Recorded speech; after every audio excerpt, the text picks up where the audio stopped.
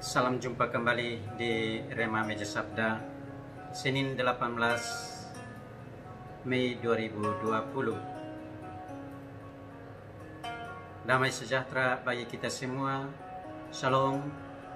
Semoga saya menjumpai kita semua para pencinta Rema Meja Sabda dalam keadaan sehat, bersukacita, meskipun kita masih berada dalam situasi sulit karena kehadiran COVID-19.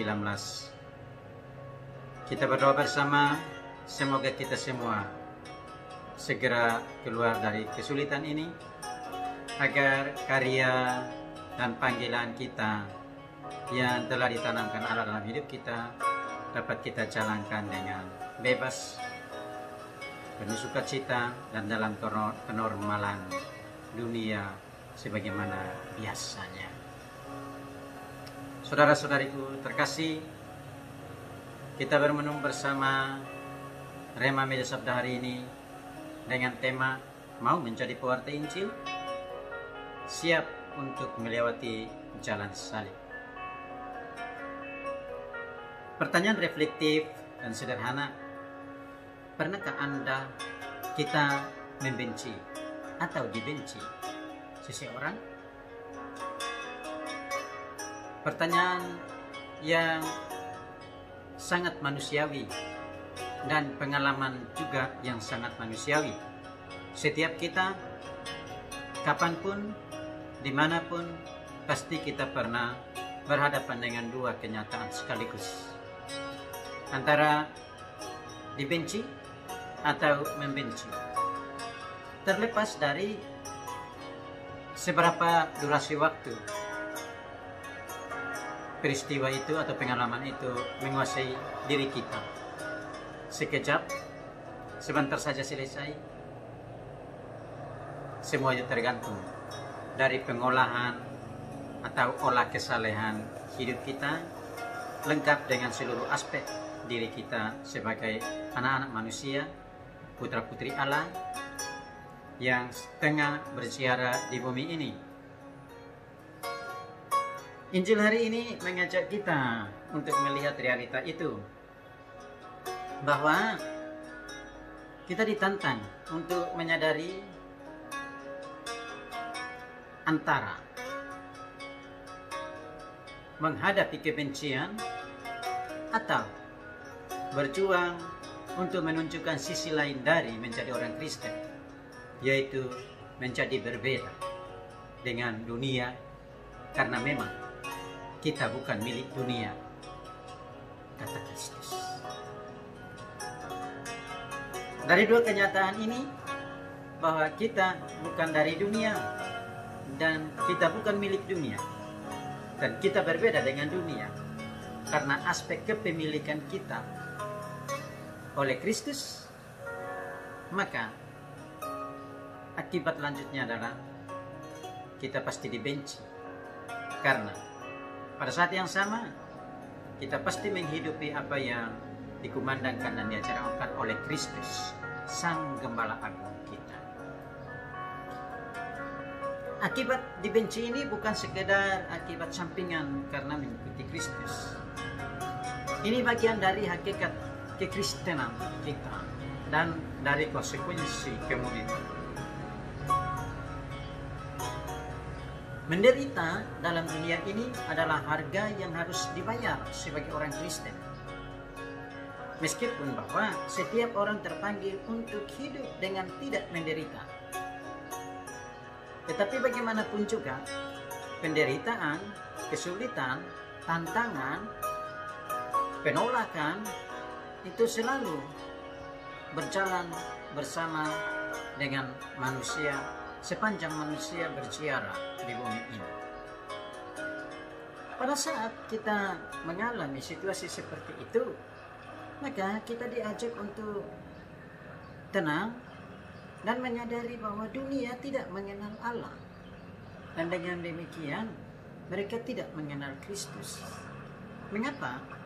Karena sudah lebih dahulu membenci Kristus, bahkan mengorbankannya dengan mati di atas kayu salib. Apabila dunia membenci bahkan menyalibkan Yesus, masa kita para murid diistimewakan dan diperlakukan lain dari sang guru yang kita layani? Kita menjadi sasaran kebencian dunia karena kita berada di pihak Yesus dan kita disatukan oleh Kristus bersama dengan Bapaknya. Oleh karena itu, maka pada saat yang sama mari kita belajar untuk menjadi bagian dari putra-putri yang disatukan oleh Kristus dalam kesatuan kita yang utuh dengan Allah.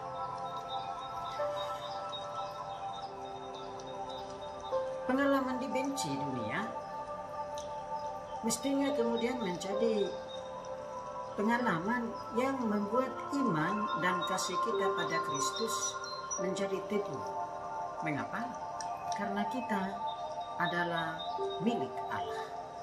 Allah memiliki kita berkat iman, keyakinan, kepercayaan, dan penyerahan diri kita secara utuh kepada Allah yang telah menyapa, memanggil, dan menanamkan panggilan kekristenan itu di dalam diri kita.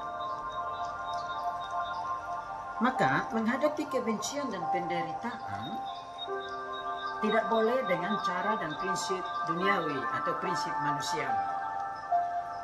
Bahwa maksudnya kebencian tidak dapat dikalahkan dengan kebencian. Kebencian dunia harus dihadapi dengan bergantung pada roh penolong dari Kristus yang akan diberikan oleh Kristus.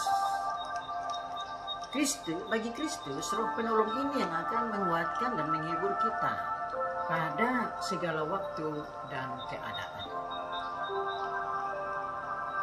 Siap menghadapi kebencian juga tidak sama dengan balas membenci. Siap menghadapi kebencian berarti mau menghadapinya dengan kasih. Dan dalam konteks ini, kasih tidak melahirkan kebencian dan balas dendam. Kasih juga tidak melahirkan sikap menunggu pasif. Yesus menegaskan dalam Injil hari ini bahwa kamu juga harus bersaksi. Apa maksud dari sapaan Kristus ini? Bahwa bagi Kristus, kasih harus aktif, dinamis. Kalau Anda dan saya mengasihi Kristus, maka kasih kita harus dinamis, maju. Menjadi saksi Kristus berarti mau bergerak ke depan, membela kehidupan, menawarkan kebaikan, dan menyuarakan kebenaran. Inilah yang dihidupi oleh gereja perdana, dalam hal ini Paulus bersama kawan-kawannya. Paulus di Filipi bersama Silas diterima baik dan ia bisa mengunjungi rumah ibadat Yahudi di kota itu. Selain itu, ia juga berjumpa dengan orang-orang non-Yahudi yang ikut beribadah.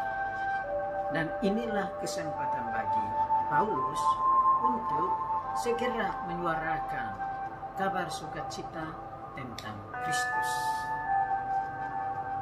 Akibat lanjut konsekuensi dari atau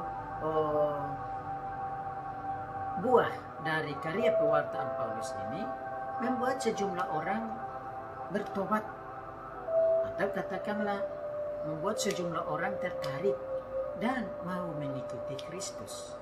Termasuk di dalamnya adalah Lydia, yang dikatakan bahwa kemudian ia memberikan tumpangan bagi rombongannya Paulus, meminta Paulus dan rombongannya untuk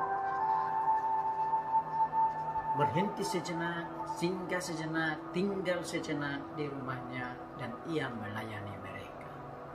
saudara-saudariku, kasih itu kreatif, peka, inovatif, dan mengajak orang untuk mengalami kedamaian, sukacita, shalom, tatkala didatangi oleh orang yang mau menjumpai mereka atau mau menjumpai kita. Ketika gereja dirusak, ketika gereja ditutup, ketika gereja dibakar, ketika orang Kristen dianiaya, dipenjara, bahkan dibunuh, itu bukan berarti iblis sudah menang. Tidak. Tetapi kita mesti melihatnya dengan kacamata spiritual, bahwa rencana Allah hendak diungkapkan bagi anak-anak. Lalu apa yang harus kita buat? Kita perlu ingat bahwa Allah tetap berdaulat, walau kita tidak mengerti. Tetapi iman menolong kita karena indera budi tak mencukupi.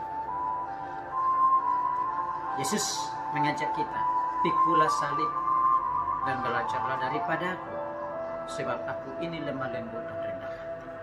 Maka ketika berhadapan dengan penderitaan, kesulitan, ketika merasa dibenci, yakinlah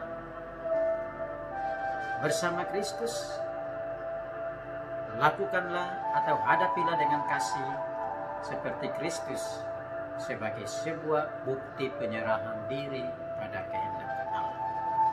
Saat penderitaan menyapa kita, mari kita sadar bahwa Kristus telah lebih dahulu melaluinya. Maka Ia pasti tidak membiarkan kita. Ia pasti ada dan menguatkan kita. Dalam Injil hari ini kita bisa melihat bahwa ada satu kata penting di sana yang digunakan oleh Kristus dan diulang 3 kali. Kata ingat. Apa yang mau disampaikan oleh Kristus dengan mengulang 3 kali kata ingat? Yesus hendak menegaskan bahwa dalam tantangan iman penting kita mengingat sabda Allah yang membuat kita mengerti, memahami Dia dan kebenarannya. Sampai di sini kita akan dengan lebih bijaksana menghadapi kesulitan yang datang dan kita hadapi. Masa COVID-19 belum berakhir. Mari kita berdoa, semoga Allah menolong kita agar kita menghadapi masa sulit ini dengan kebijaksanaan Allah, sembari memperhatikan anjuran-anjuran yang diketengahkan kepada kita agar kita terlibat menghentikan, memutus mata rantai penyebarluasan virus ini, sehingga bersama dengan sesama, bersama dengan teman-teman, bersama dengan umat manusia seantero bumi, kita selamat dari COVID ini dan mengalami atau menjalankan tugas dan panggilan kita sesuai dengan kehendak Allah. Kita bermenung, Allah menolong kita